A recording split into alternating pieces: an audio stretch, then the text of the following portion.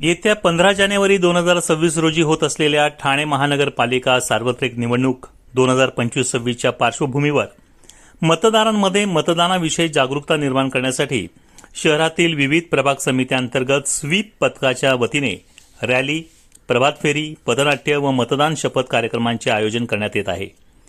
या उपक्रमांना नागरिक, विद्यार्थी, शिक्षक व पालकांचा उत्स्फूर्त प्रतिसाद लाभत आहे।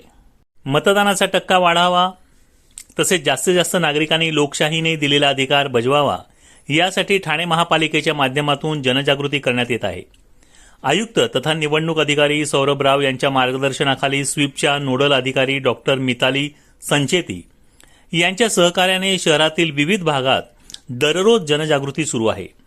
पाचपाखाडी प्रभाग समितीतील सरस्वती एज्युकेशन सोसायटी संचलित हायस्कूल व ज्युनियर कॉलेज पाचपाखाडी येथे आज सकाळी दिनांक 5 जानेवारी 2026 रोजी प्रभात फेरी काढून मतदान जनजागृती करण्यात आली।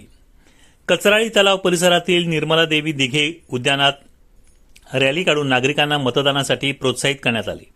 येत्या 15 जानेवारी रोजी होणाऱ्या मतदानात प्रत्येक नागरिकाने आपला मतदानाचा हक्क बजवावा असे आवाहन यावेळी करण्यात आले। या उपक्रमामुळे परिसरात मतदानाबाबत सकारात्मक वातावरण निर्माण झाले असून लोकशाही प्रक्रियेत सक्रिय सहभाग घेण्याची जाणीव नागरिकांमध्ये अधिक दृढ झाली आहे।